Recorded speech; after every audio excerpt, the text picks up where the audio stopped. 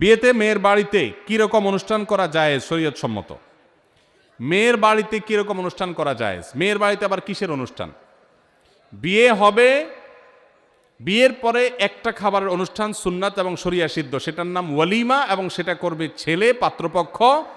তারা একজনের আস্ত একটা মেয়ে জন্মের পর থেকে শত শত দিন, হাজারো দিন পরিশ্রম করে বড় করে এই মেয়েকে পরিণত করে দিয়েছেন, শিক্ষিত করে দিয়েছেন। এরপরে আস্ত একটা মেয়ে ঘরে তুলে নিয়ে আসছে আরেকজনের।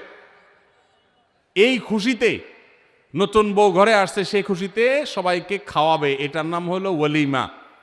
আর মেয়ের বাড়িতে বরপক্ষের লোকজন দলে দলে যে দর কষাকষি করে, না আমাদের 500 লোক হবে, না তাহলে ভাই সাহেব 400 করেন, না হলে থাক আমরা মাঝামাঝি থাকি 450 করি, এই যে দর কষাকষি করে মেয়ের বাড়িতে দলে দলে যে খাওয়া হয়, যেটার নাম আমাদের সমাজে বর যাত্রী দেওয়া হয়েছে, সেটাকে আমি বলি বরযাত্রী। যারা বিয়ে করেন নাই, বাপের বেটা মায়ের বেটা হয়ে থাকলে নিয়ত করেন যে আমার বিয়েতে কোনো বরযাত্রী যাবে না।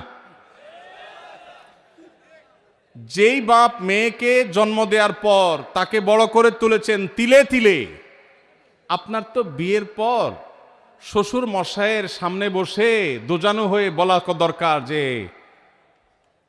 শ্বশুর বাবাজি, আপনার মেয়ে জন্ম থেকে বড় হওয়া, বিয়ে দেওয়া পর্যন্ত এর পিছনে কত লক্ষ টাকা খরচ হয়েছে, আনুমানিক একটা ফিগার বলেন।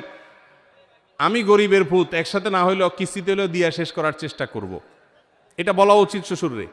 সেটা না করে উল্টা ছোট লোকের মতো 200-300 লোক নিয়ে তার বাসায় গিয়ে খান, লজ্জা হয় না? বেচারা মেয়ে জন্ম দিয়ে কি ভুল করেছে? একজন মেয়ে বয়সে বিবাহের উপযুক্ত করা পর্যন্ত পড়ালেখা, খাওয়া দাওয়া, ঔষধ, চিকিৎসা, আদর, স্নেহ কত কিছু দিয়ে গড়ে তুলেছে। এরপর আস্ত মেয়েটাকে সারা জীবনের জন্য আপনি নিয়ে যাচ্ছেন, সারা জীবনভর শ্বশুরের এই কৃতজ্ঞতা, শাশুড়ির এই কৃতজ্ঞতার দায় আদায় করে শেষ করতে পারবেন না। সেখানে আবার যৌতুক আশা করেন, সেখানে আবার 200-500 লোক নিয়ে তার বাসায় খেতে যান। এর চেয়ে নির্লজ্জতা আরেকটা হতে পারে না। এই জন্য আমি এটাকে বলেছি, এটা বরযাত্রী না, এটার নাম বরযাত্রী। এই কুসংস্কার এবং অপসংস্কৃতি আমাদের সমাজ থেকে দূর করতে হবে। ছেলে পক্ষ খাওয়াবে, মেয়ে পক্ষ না। হ্যাঁ, মেয়ের বাবাকে আল্লাহ অঢেল দিয়েছেন, তিনি খুশি হয়ে সবাইকে খাওয়াচ্ছেন, ভিন্ন কথা। কিন্তু শর্ত দিয়ে দাবি করে তার কাছ থেকে দর কষাকষি করে আদায় করলে সেটা অবশ্যই জুলুম হবে, এটা পরিহার করতে হবে।